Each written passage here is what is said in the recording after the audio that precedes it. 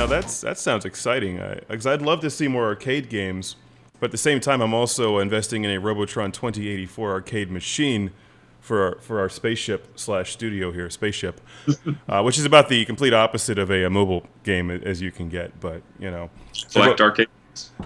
no, this will be my first one. In fact, I was about to ask you what your favorite games or your favorite game console or first game console from the past is, because I would assume that you have an interest in video games, considering the library behind you. Are those Sega Master System or Genesis games on the top? So up there is every North American released Sega Master System game. You just got the most street credit ever with the audience here, by the way. I have to warn you about collecting arcade games. It can get very addictive and very expensive. I have a few here at the house. Next to me is Crystal Castles. I have a Super Pack. It can get because you'll remember how cool they are, and you'll stand in front of them, and you will get that electric charge of you being 9 years old with full of quarters that you absolutely begged for, and it's hard to describe to anybody that wasn't really into arcades what it means now to be our age and be able to now acquire these. A couple of them, yeah. I'm limited by room, fortunately, and money, so I think just one or two is a good place to start. But one or two is a good place to start, and maybe stop. Yeah, I would agree with that. Yes, there's a limit to how many. But that's what's good about the iPad is you can put 1,000 Chilingo brand games on an iPad and have room for 1,000 more. And apparently you're running out of shelf space back there for Master System games, so you got to work on it. I have stuff up there, and then a lot of stuff in the closet. All of my old Intellivision, Coleco games. I went through I never got rid of any games from when I was younger, but then I went through a real collection spree in 2000, 2001, and 2 in that area. And I've collected ever since. But I remember in that particular era, I really bought back a lot of my childhood. Well, eBay is a dangerous weapon. It was. I had stuff coming, every couple days. There would be a cartridge on my doorstep. Are those some Sega 32X games I see next to Kirby? Yeah, I just have a couple of 32X games up there. I admit, wasn't crazy about it, about the add-on, but there are some games I really like Star Wars Arcade and Colbury. You have Cosmic Carnage? I do not have Cosmic. That's the one you got to. Cosmic Carnage is awesome on the 30. But yeah, Star Wars Arcade is really good. It was like Shadow Squadron or something. I forget. That was a really good game too. So yeah, I mean, I'm long time Sega fan.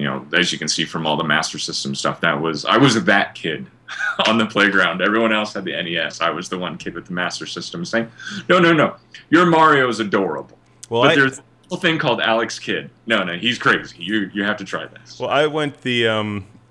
If you remember back around 85, 86, I went a completely different route from everyone else, and I asked my parents for an Atari 7800. Nice. Which I still have. In fact, I have two of them now. I love the 7800. Well, the 7800 was the only place for a long time that you could play Food Fight, and now that was an amazing arcade game.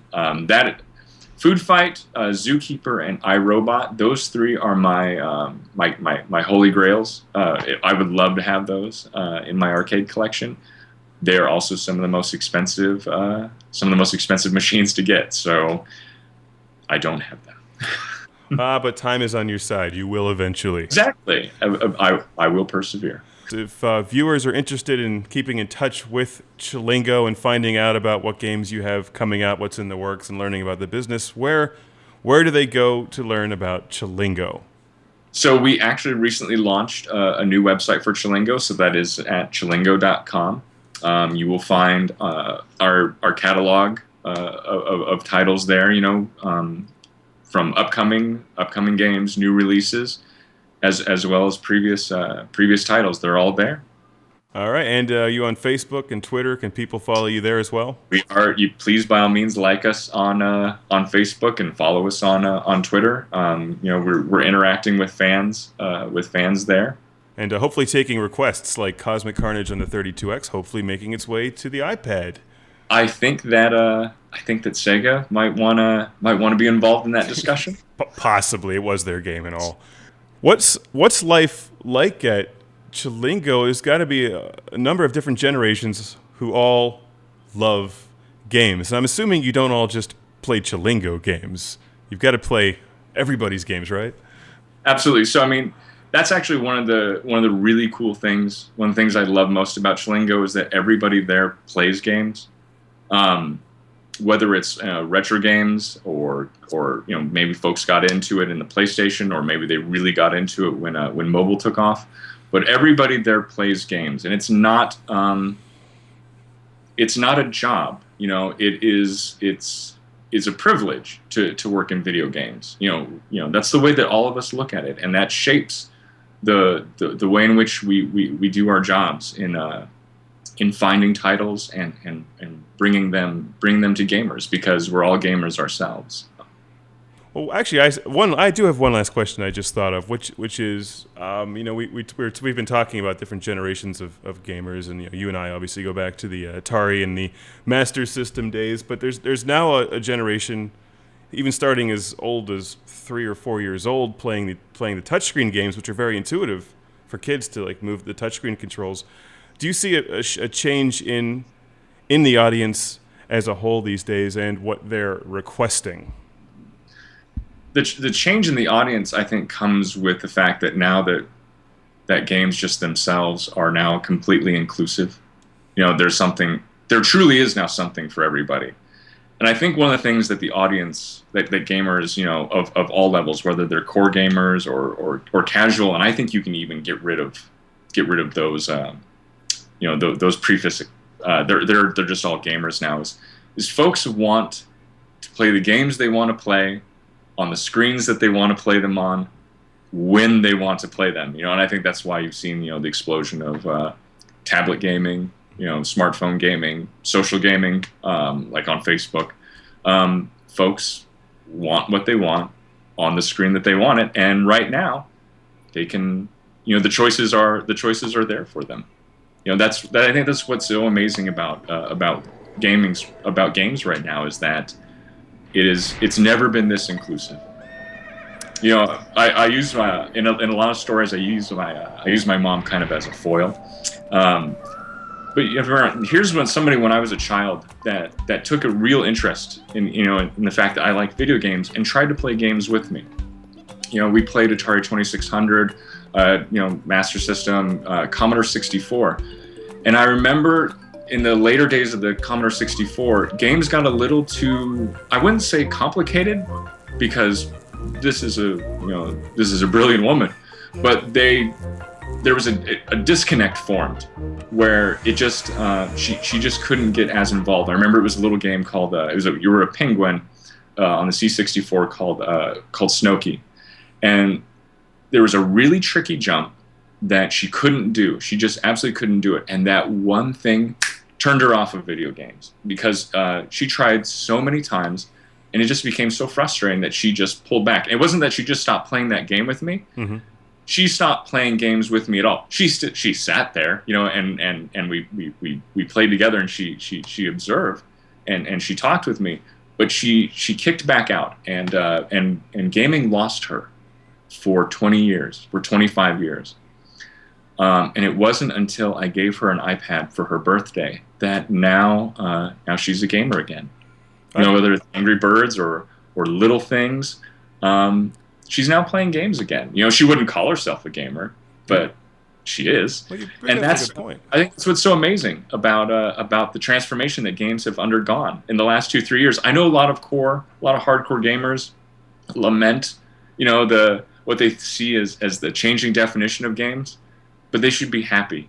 The more people playing games, the more games there will be. Mm-hmm. So it's great for everybody. The more people that are into this. Well, that's a good story. Actually, I like that, because I've noticed this. And I guess maybe now you've made me realize in many of your games, in particular the really popular ones, it's not that it's impossible to lose, but you'll never get 100% frozen in any one place. Like, you can always sort of get by, but in order to get, say, 3 stars, you really need to learn that Angry Birds level or something. But it'll never just frees you. but they don't want to get frustrated. Yeah. And there's a big difference between those things. You don't want to keep your gamer at arm's length.